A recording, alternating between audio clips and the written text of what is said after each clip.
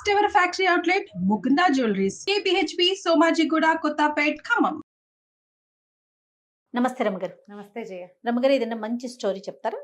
ఒక ప్రశ్న, చిన్న ప్రశ్న. దీని పేరు ఆడాళ్ళకి అన్నిటికంటే స్త్రీలకి ఇష్టమైంది ఏమిటి? నువ్వేం చెప్తావు జయ? అన్నింటికంటే ఇష్టమైందా? బంగారమే రమ్మగారు కదా, దాని మీదే.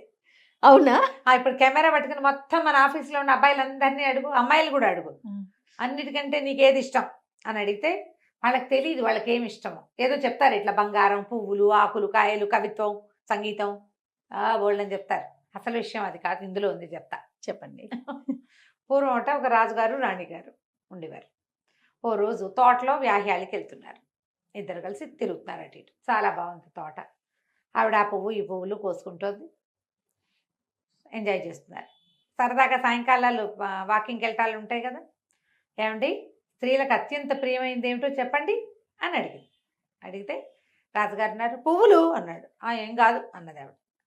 అక్కడి నుంచి ఆవిడ అంతకుముందు ఒక డిసెంబర్ పువ్వు కోసి దాని ఆ పువ్వుని వెనక భాగాన్ని నోట్లో పెట్టుకుని పీల్చేది. తేనె అన్నాడు ఆయన. అది కాదు, ఆయన 10 చెప్పాడు. ఆవిడ ఒక్కదానికి ఒప్పుకోవాలి. అవేం కాదు, ఇవేం కాదు, ఇవేం కాదు. ఆయన మన గణేష్ చెప్పిన బంగారం కూడా చెప్పాడు.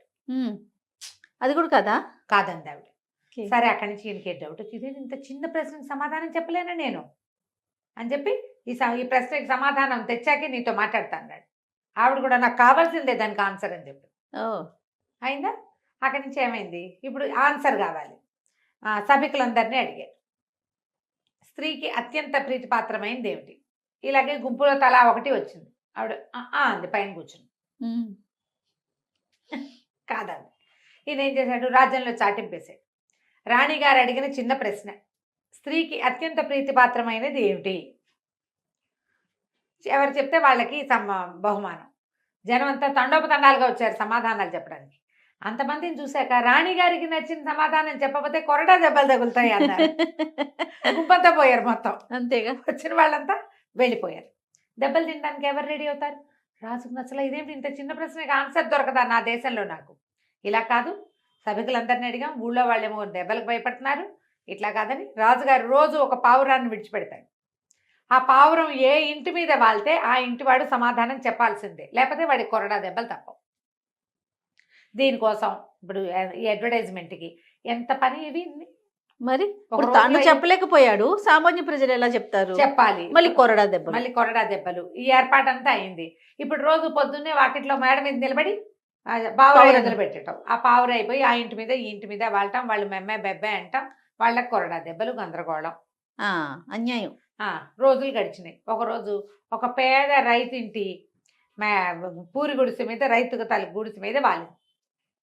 గుడిసె మీద వాలేసరికి ఆయన చూసుకున్నాడు, పావురాయి వాలింది. ప్రజలంతా వెయిట్ చేస్తారు ఎవరింటి మీద వాళ్తుందో అని. మన ఇంటి మీద వాళ్తుందేమని మనకి భయము. అవునవును. మన ఇంటి వాళ్ళంటే అమ్మాయి అనుకుని ఎవరింటి మీద వాలిందో అక్కడికి పోతారు గుంపద్దా. పోయి నీ ఇంటి మీద పావురాయి వాలింది, రాజుగారి ప్రశ్నకు నువ్వు సమాధానం చెప్పాలి, రాణి గారిని సాటిస్ఫై చేయాలన్నారు. ఆ పేద రైతు ఒక కుర్రాడు, ఆయనకి ఇద్దరు కలిసి దీనంగా చేపలు అవి పట్టుకుంటుండేవాళ్ళు. వాళ్ళకి ఏమీ లేదు. చెరువు గట్టుకుపోయారు. ఇవాళ ఆఖరి రోజేమో 4 కొరడా దెబ్బలు తింటే మనం బతికేముండము అనుకున్నారు. అనుకుని దీనంగా చెరువు గట్టు మీద కూర్చున్నాడు. కూర్చునేసరికల్లా వాళ్ళ అబ్బాయి అన్నాడు, నాన్న నేను వెళ్తాలే నాన్న, కొరడా దెబ్బలు నువ్వు తినలేవు, నేను తింటానన్నాడు. ఒక ముసలం వెళ్తుంది దారిలో. ఏమిట్రా కొరడా దెబ్బలు ఎవరికి రాంది? ఏముంది మా అమ్మ, ఎగో రాజుగారి గోల, ఆవిడేదో పై ఊరు నుంచి వస్తుంది, ఎన్ని రోజుల నుంచో నడిచి వస్తుంది. రాజుగారు ఇట్లా అడిగారు, రాణిగారికి స్త్రీలకు అత్యంత ప్రీతిపాత్రమైంది ఏదో చెప్పమంటున్నారు. కొంతమంది చెప్పారు, ఆయనకి నచ్చలేదు, ఆవిడికి నచ్చలేదు. ఆ పావురాయి దొంగమొహం మా పూరింటి మీద వాలింది, ఇప్పుడు మేము వెళ్ళాలి. పిల్లాడో నేనా ఎవరో దెబ్బలు తినగలిగే వాళ్ళమని ఆలోచిస్తున్నాము, వాళ్ళకి నచ్చేది మేము ఎట్లా చెప్తామంటే అదో పెద్ద ప్రశ్న ఎట్రా నాయన అని ఆవిడ ఆన్సర్ చెప్పేసి. ఇంతేనా అన్నాడు కుర్రాడు. ఇంతేరా అని చెప్పి వెళ్ళిపోయి. మర్నాడు పొద్దున భటులు వచ్చారు పేద రైతు గారింటికి. వస్తే నేను రానండి, మా అబ్బాయి వస్తాడని అబ్బాయిని పంపించాడు. రైతుకి పెద్దవాడు కదా, కొంచెం రాజుగారి పట్ల వినయము, విధేయత గట్రా చాలా ఉన్నాయి. కుర్రాడికి తెంపర్తనం ఉంటుంది. ఎవరైతే వాడికి ఏమిటి లెక్కలేదు వాడికి. ఇప్పుడు కూడా అంతే కదా, పెద్దవాళ్ళు అనుభవం వల్ల భయపడతారు. అవును, పోలీసులు అంటే భయము, గవర్నమెంట్ అంటే భయము, ఎవరైనా అడ్వకేట్లు వాళ్ళతో మాట్లాడితే భయం. పెద్దవాళ్ళకంటే డక్కా మొక్కీలు తిని వీళ్ళతో పెట్టుకోకూడదు అలాంటివి తెలుస్తాయి. అవును, పిల్లలకి తెలియదు తొందరగా. పిల్లలకి ఇప్పుడు చెప్పారు కదా, పిల్లకాకేం తెలుసు ఉండేది దెబ్బని. అదే దానికి ఏం అనుభవం లేదు కాబట్టి దానికి ఏ భయమో ఉండదు. పిల్లకాకులకు తెలియవు. ఈ పిల్లాడు కూడా తెంపర్తనంతో వస్తానన్నాడు. సరే రాజుగారు ఈ సైనికులు వచ్చి ఈ కుర్రాన్ని వెంటేసిపోయారు. సరే రాజు రాణి అందరూ కూర్చున్నారు. కూర్చుంటే వచ్చి ఏమిట్రా అబ్బాయి నువ్వు చెప్తావా సమాధానం అంటే చెప్తానండి అన్నాడు. ఏం చెప్తావంటే భర్త మీద అధికారం అండి, ఆవిడ కావాల్సింది అది. ఆయన ఏమిటి ఇంతేనా అన్నాడు. అంతేనండి, కావాలంటే అడగండి. రాణిగారు అడిగిన ఒక చిన్న ప్రశ్నకి మీరు ఎంత గందరగోళం చేశారు. పోనీలేండి అంతే ఆవిడ అనలా. ఆవిడ కథ నడిపించుకుంటూనే ఉంది. అడగండి అంటే ఆవిడ తలకాయ చెప్పింది. మొగుడు మీద అధికారం ఉంటే చాలు, బంగారం గింగారం అని నోబార్ అవన్నీ వస్తాయి ఆటోమేటిక్గా. వేళ బంగారం మీద ఆశ పెట్టుకుంటే ఆయన తిడుతున్నాడు అనుకో, బంగారం కొనిపెట్టి దీనికి బంగారం పిచ్చి అంటాడు. అలాగే అది పిచ్చి అనకూడదు, పిచ్చి అనకూడదు. ఆవిడ ఏదంటే అది మేడమే కరెక్ట్ అనాలి. మేడం ఏదంటే అది బాగుంది. ఇప్పుడు అవునా కదా చెప్పు. 100% నో బంగారం. ఒపీనియన్ మారిపోయింది. బంగారం డింగారం అక్కర్లా మనకి. వాళ్ళు మనం అన్నదానికి అవునంటే చాలు. అది నీవు బంగారం కొనుక్కోగలిగే దశలో ఉన్నా, కొనుక్కోలేని దశలో ఉన్నా. చిన్న కుటుంబం, వీళ్ళకి బంగారాలు లేవు టింగారాలు లేవు, కానీ మొగుడు ఆవిడ మాట కాదండు. బంగారం అక్కర్లా, మాట వినే మొగుడు అంతే చాలు. మగవాళ్ళకి సాటిస్ఫాక్షన్లు ఉండవు వాళ్ళ జీవితంలో. పెళ్ళ మాట విన్నా వాళ్ళకి బోర్ కొడుతుంది కొన్నాళ్ళకి, ఆడాళ్ళకి బోర్ కొట్టదు. మాట వినే మొగుళ్ళు ఎప్పుడు బోర్ కొట్టరు. దండం పెడుతున్నాడు గణేష్. అమ్మ ప్రతి వాళ్ళు ప్రశ్నించుకోండి, ప్రతి మగవాళ్ళు మా ఆవిడకి ఏం కావాలి లేదా నాకేం కావాలి ఆడవాళ్ళు అనుకోవాలి.